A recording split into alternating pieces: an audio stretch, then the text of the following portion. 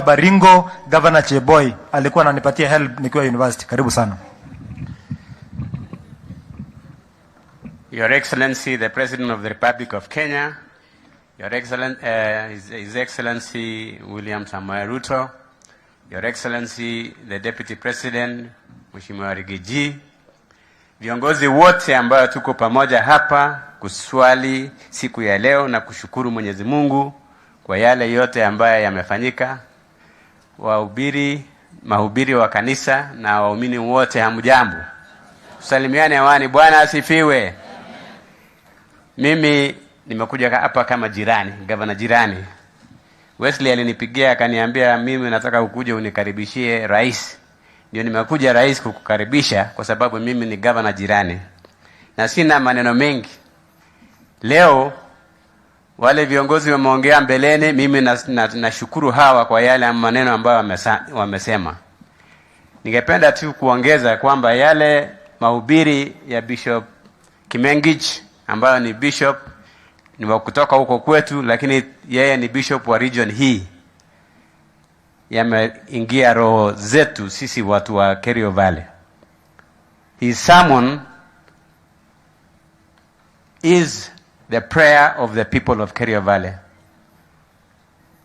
And the prayers of the intercessory preachers, those who prayed, is our prayer as the people of Kerio Valley. Nataka kushukuru rais wetu kwa sababu umefanya mengi, hasa kuhusu mambo ya amani. Nataka kuongeza kwamba ile kitu inabakia tu ni mbili. Moja, wakati ulikuwa naomba kura rais wetu, ulisema Kerio Valley utafanya kitu inaitwa Marshall Plan.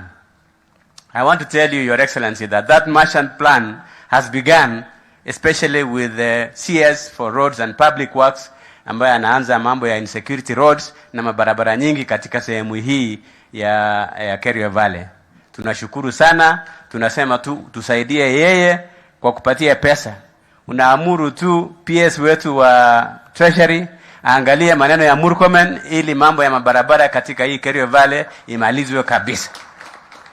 Pili, Your Excellency, nataka kushukuru. Kuna wakati ulisema kwamba ulipewa upanga kule Kasarani.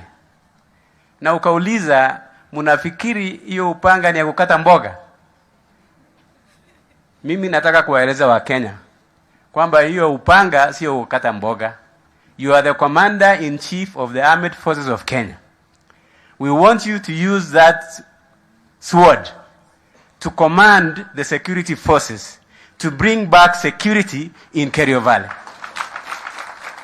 Hiyo upanga sio kukata nini? Mboga. Tunakuombea Mungu akupatie maisha marefu. Tunakuombea Mungu akupatie afya bora ili uweze kutekeleza jukumu ile wananchi walikupatia wakati huo. Mimi sitaki kusema mengi, nataka ya mwisho kuomba wa Kenya.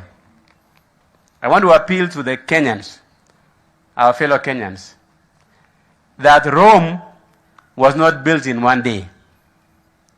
Huwezi kuchagua kiongozi na baada ya miezi 6 unasema uchumi haijainuka.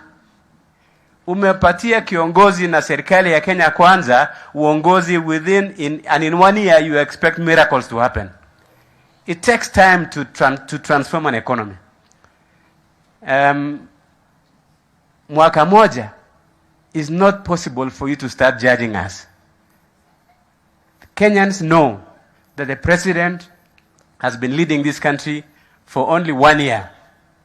The time that you should give an evaluation of the economic development in this country is after 5 years, when we will have turned around the economy from where it was when we took over to where it will be in 5 years' time. And watch this space.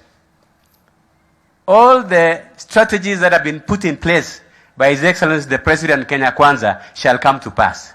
Na tunaomba Mwenyezi Mungu atupatie maisha ili tuweze kuona hapa hivi ndio 2027 tuseme hewala, tuendelee na hiyo maneno. Asanteni sana na Mungu awabariki. Asante sana. Ili nikimalizia, Your Excellency, nataka nishukuru kwa kanisa ambayo umekuwa ukisaidia. For a long period you've supported us in many churches in this county.